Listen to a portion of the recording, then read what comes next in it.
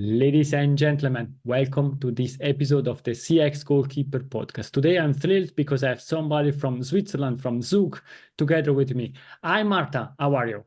I'm very well, thank you. I'm super excited and honored to be here with you today, very close to you in Zug, as you said, and you told me you are in Zurich, so we are neighbors and sun is shining, so it's a beautiful day. Great. And for the people who didn't recognize this voice, it's Marta Boeckenfeld. She's really a great expert in a lot of topics. She will explain us in which one, but today it's all about metaverse, Web3, NFTs, and digital in general. And we will also deep dive in diversity. But the easiest way is, Marta, could you please introduce yourself? Yeah, thank you. I'm Martha Boeckenfeld. I'm a Web3 advisor and investor, and also I provide AI services, as you mentioned. So these three are my passion over many, many years. So I come from innovation, I come from banking. I have over 20 years of financial services experience in banks like UBS, and I've been on supervisory boards like Unicredit. I'm still on the supervisory board of Generali. So my passion is really digital transformation, change management, and the big innovation.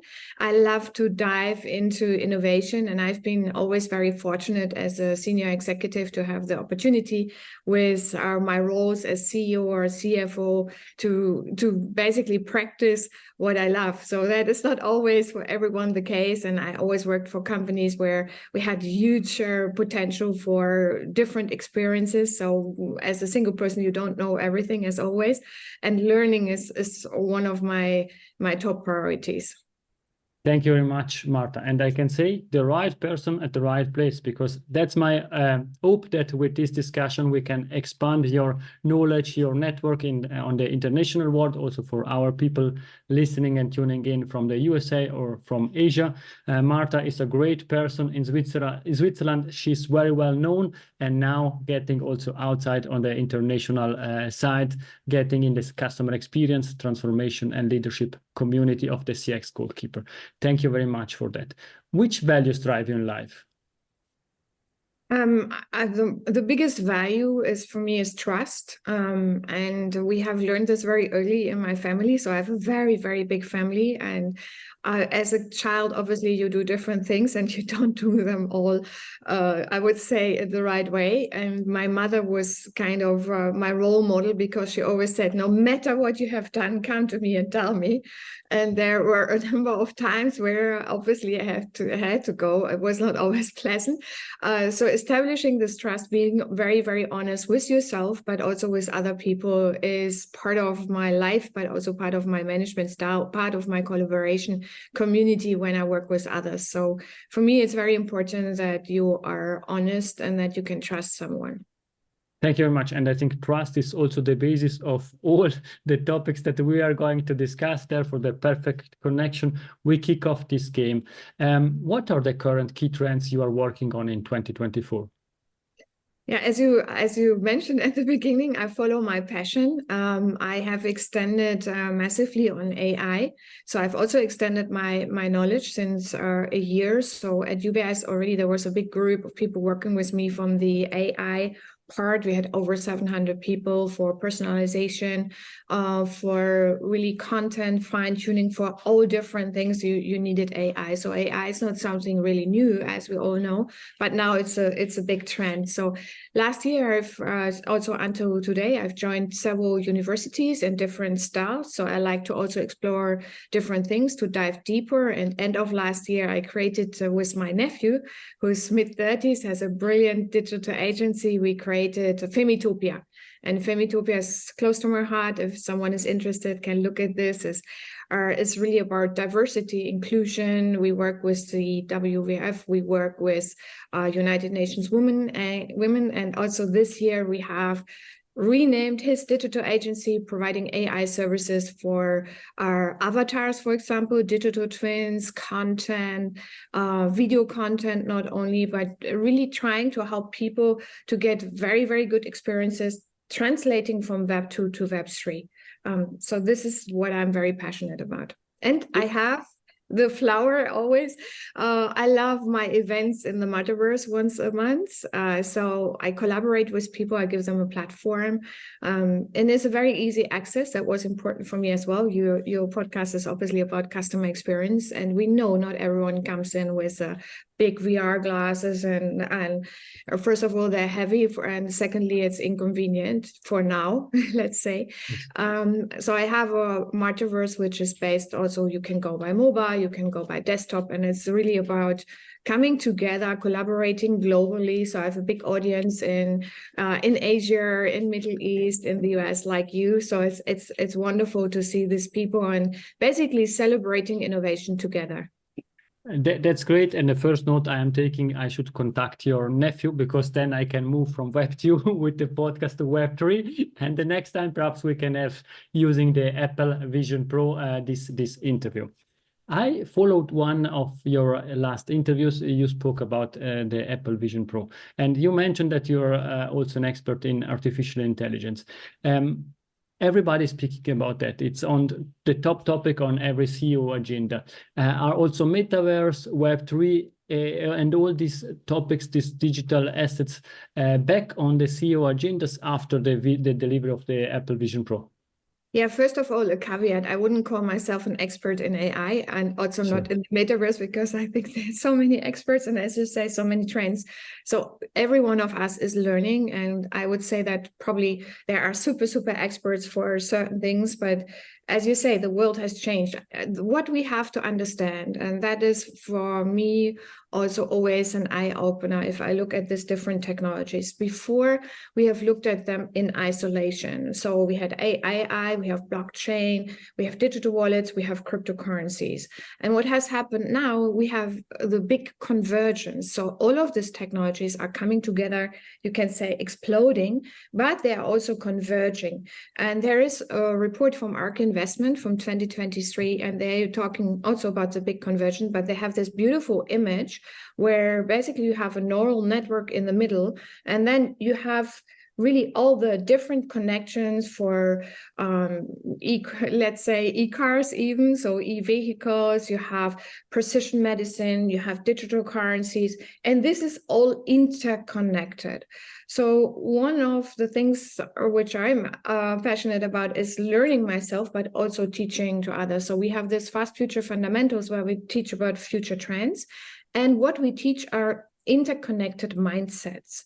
And when we talk about what is important now is that you understand the big convergence of technology, but you also understand there is a high interconnectivity between all these topics. And if you don't understand this as a leader, it's a problem, because you will be stuck in your silo. So that's something I think we have to put a note down, that I always have to remind myself if I learn this piece, oh, what does this connect to? And you mentioned the Apple Vision Pro. I haven't responded to your question. And the Apple Vision Pro is, for me, is an absolute game changer. So you have seen that in my interview. I'm a big fan of it. And why I'm a big fan? Because it's different. It's more human than what we have seen. I also have the Quest, and it's a bit lighter than the Quest, but the most important is you can see the eyes. And when we talk to someone, I can be totally hidden, but the eyes tell us everything. This is also proven in neuroscience. So with the Apple Vision Pro, you can see the eyes. You are still present, which real present.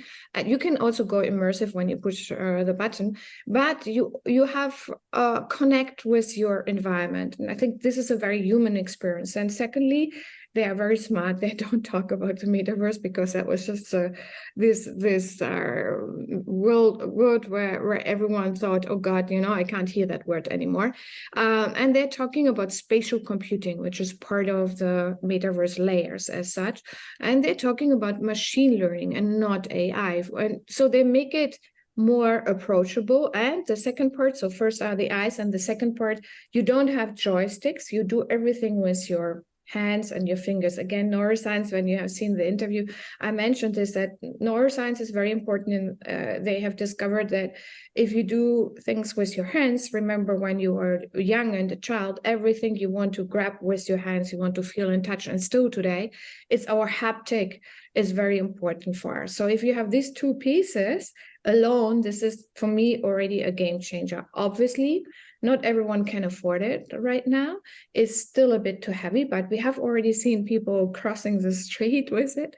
And it's about, in the first step, it's not about full immersiveness in the virtual world. It's about augmented reality. And that's very close to us. We know this from Pokemon Go, basically, to find the Pokemon. We went everywhere. A lot of also funny things happened, but remember, now we can make use of it. When we go through the streets, we see where we are. When we drive a car, we see in front of us how it looks, where is risk. So there are a lot of great things, and in healthcare, it's mind-blowing, because in healthcare, when you do things with augmented reality, you know how to operate, you know how to do it. And that's, for me, it's so important. How can we use this technology to improve our lives? So it's not just the fun and the gaming, it's really about what makes our life better. And that's the target we should aim for.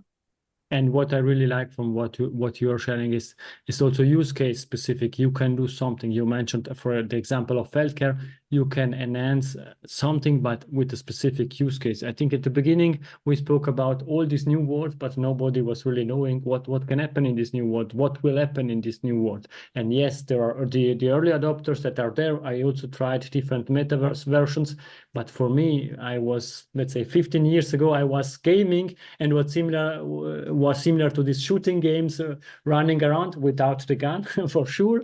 But and then was my question, okay, and now what I can get it? I tried to interact with somebody. We were not able to speak, and then I said, okay, then I need to stop this experience.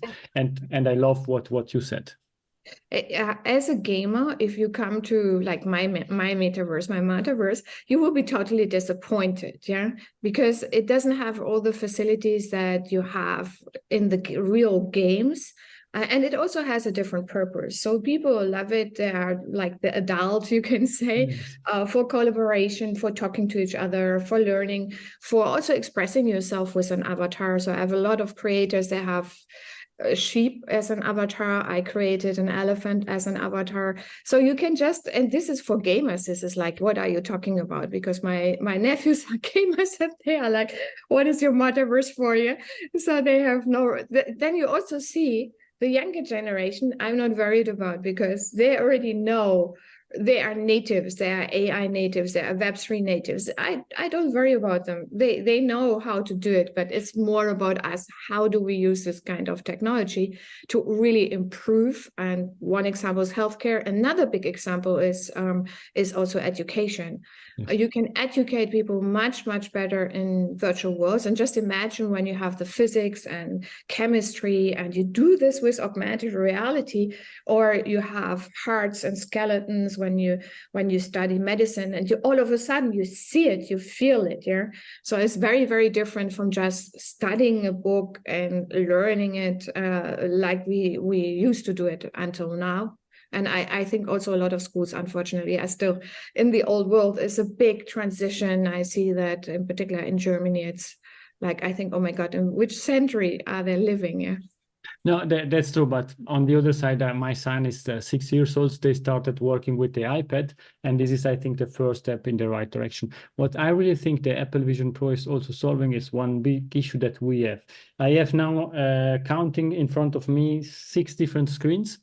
And with the Apple Vision Pro, I can summarize everything in one. And basically is how I'm working at home. No, I don't have 6 different screens, but I have the iPhone, the iPad, my screen, the computer, the laptop from my company. And therefore, that's incredible if I can summarize everything in one. This is what I also love about it is exactly as you say, is that, I mean, the beauty is there are closed system in one sense, but on the other sense, maybe people don't realize you have all your application, as you mentioned. So you have your Microsoft applications, you just boom, they are there. And it's a bit like, it always reminds me Tom Cruise Minority Report. Yeah, not the story, but where he did this 15, 16 years ago.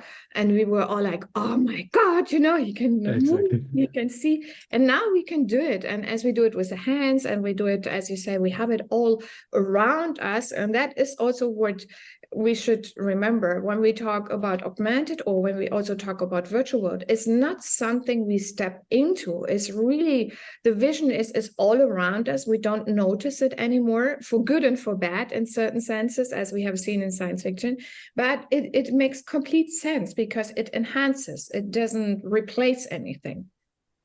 Exactly. And now we spoke about some example, healthcare, medicine, and then education. How can businesses strategically elevate their brand visibility, enhance customer engagement, let's say, stay in the game, leveraging Web3, metaverse, and all this technology? From my point of view, and sorry for interrupting you before answering, so a lot of companies are still struggling with Web2, being in the social media, being able to answer to requests and so on. What's your view on that? I think we have some very, very good examples from some big companies like Starbucks and Nike. They are totally traditional companies. Starbucks has been very successful with their digital wallet and their digital transformation. You can say it's a product everyday use, where you think, why digitize, or what is behind it? But they are so successful that most of the revenues come now from basically how they have digitally transferred also the customer experience. Now, the next level, they have a Web3 offering, but they don't call it Web3. They don't call it NFTs. It's loyalty programs with stamps that you most likely are familiar with. So you collect, but you don't just collect for your coffee. You can collect completely new experiences, and you have a marketplace. In the old world with loyalty programs, very, very expensive. It wasn't owned by basically, it's not it's my mileage program, but I cannot easily transfer or sell. I don't get special experiences. Even Lufthansa now has an NFT program, but they call it NFT. I think Starbucks is better. And the second example is Nike. I mean, Nike is mind-blowing, because Nike, very, very traditional company. And they also learned that it's difficult to innovate yourself. So that is also an example for, it's very good if you innovate with not building another department of innovation, like maybe Apple has done and other companies. It also helps, but better you recruit, you hire, you acquire, like they have done. Artifact with the crypto sneakers. So the digital sneakers is the beginning of a transformation into Web3. But this is really, you can say Nike now in this transformation is targeting users in Web3. And while Starbucks is targeting existing users. So it's very important, like that you have a strategic mindset, and that you're very clear which users you want to target, what should be the experience, what is the change you want to deliver. Because in ideal scenario, you want to be the Apple of this world, which has changed the experience. And it doesn't just, you just copy an experience. Like now we all, as you say, your kids, iPad, and even my nieces, they are very young, they touch the TV and think nothing is happening here. They have Alexa at home, so they know, okay, now TV changed this and change that. So changing those experiences is in ideal scenario what you can deliver. And this is what Nike is doing, is changing experiences. Again, they have a marketplace. They have creators. You can now co-create your sneakers for digital and non-digital. They were the first ones. They had a hoodie with an NFC, which means near field ship, like you have in your key. And you could get a hoodie with augmented reality, so running through street with your wings. Always loving wings. So it sounds like fun, but on the other side, if you use those NFCs for, which some companies are doing, Mukla just came out today, they want to have more transparency, where goods are coming from, and also customers demand, so everyone wants to know, where is this from, and is it sustainable, and what do I do with it when it's broken, and is it original? All this kind of things you can now do on, we talked a bit about Web3, but you can do now with blockchain. So this technology is really helping us. So my advice to CEOs, learn also, the top has to learn AI. So it's not like IT department. If you give AI to IT department to solve, this is for me is a wrong part. It's really the leadership management has to all have the classes in AI. They have to all learn what the potential is. So it's really starting yourself as a leader. And that's why I also have my own metaverse, because I know the difficulties, I know the challenges when I talk to CEO, when I talk to clients. It's not theory.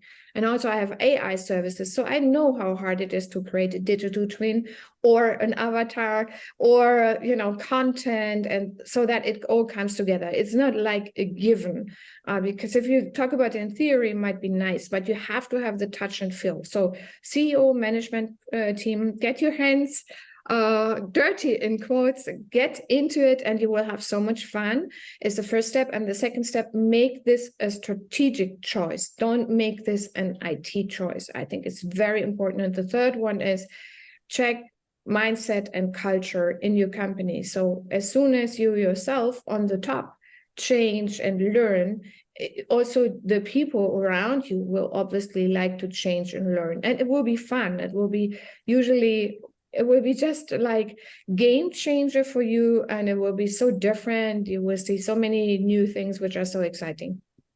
And you are speaking about different mindset and understanding that. And this is one topic that you also love. It's about diversity and inclusion.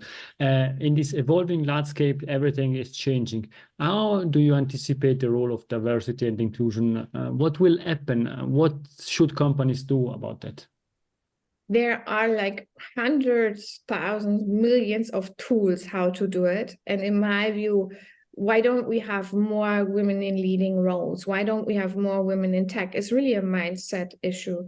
So we need to have more leaders also being role models, male and female, and supporting others. That's a whole trick, you can say. I mean, you have a lot of quotas, but the more people you have to support each other, and technology can help with that.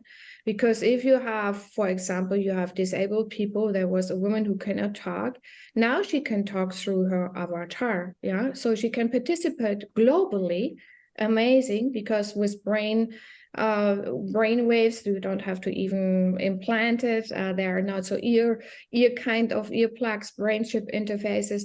These are access. You have better access, and you also have more personal access. So how many children we have who are not really following at school, or who are autistic, yeah? So all of this can be done with and bridged with technology. And this is also what I believe. One is a mindset, but second, use the technology we have to have more access, to have wider spread of how you learn, and to make it more suitable for the individual person. So it's not only about male and female, it's also about this openness, community-driven diversity, where you really help each other and carry each other to the new heights, you can say. Thank you for this explanation. I think CEOs, senior leaders, they have a lot of inputs. They are getting information. They need to keep up with technology. This is this topic about diversity and inclusion, organizational cost topics, and so on. What are leadership qualities that you think are really critical to foster this innovation mindset into companies? The first biggest, I would say, is empathy. Yeah. So sometimes we really forget it's not about the technology, it's really about the human being. So the more you can feel what happens around you, the more successful, in my view, you will be. Because you get a good sense, you can motivate people much better, and critical thinking. So as you say, you have tons of consultants, you have tons of information coming to you. I have this every day. And you have to be critical in all respects. So use your brain. You are smart, otherwise you wouldn't be a leader, I assume. So use it, and just stay also focused. What is important? What do you want to do? And be open-minded to evolution. So embrace transformation, be a cultural change maker. And what is the third point, what is sometimes forgotten when you are a leader, you need to learn every day. And when I say every day, some leaders, which I think is excellent, are now taking out a full day, a week, to just say, now this day is dedicated to my learning.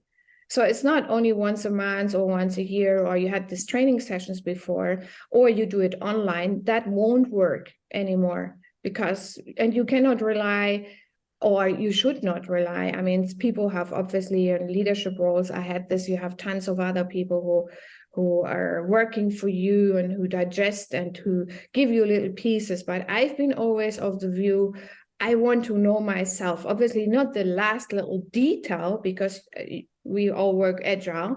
So we want to give lots of responsibility, but you need to dive into certain things. So you need to learn also certain skills. So it's empathy, it's learning, it's open-minded, critical thinking, analytical thinking, technical skills. Thank you very much. And these are important skills. I would have 200 additional questions, but we are coming to an end of this game. Before leaving you and thanking you for all these insights that you're sharing, we still have 3 minutes in the extra time. In 10 years from now, we are back on the CX Goalkeeper podcast. What are we discussing? And the biggest, obviously, topic I believe we will be discussing is humanity and our society. Thank you very much.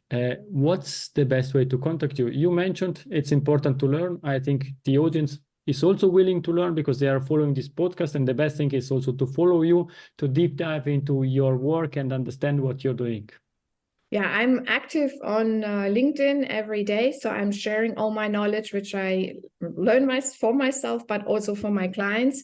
I share my Metaverse events, other events. So please follow me on LinkedIn. And hopefully I can share with you what I have learned. Thank you, Marta. And for the audience, you will find all the contact details and in addition also the interview that Marta mentioned on the Apple Vision Pro in the show notes. Now we are coming to the last question. Is Marta's golden nugget, it's something that we discussed or something new to leave to the audience? So I think what is very important that you always try. And you also take the risk to fail, but you never fail to try. Thank you very much for your time. It was really a great pleasure to have you on the CX Goalkeeper podcast. Thank you, Marta. Thank you for having me. It was wonderful. Thanks. Please, Marta, stay with me. To the audience for today, it's we conclude our discussion. I hope that you enjoyed this discussion as much as I did. We love feedback. Feel free to share it with me or directly with Marta. Thank you very much and bye-bye. Thank you. If you enjoyed this episode, please share the word of mouth. Subscribe it, share it. Until the next episode, please don't forget, we are not in a B2B or B2C business. We are in a human-to-human environment. Thank you.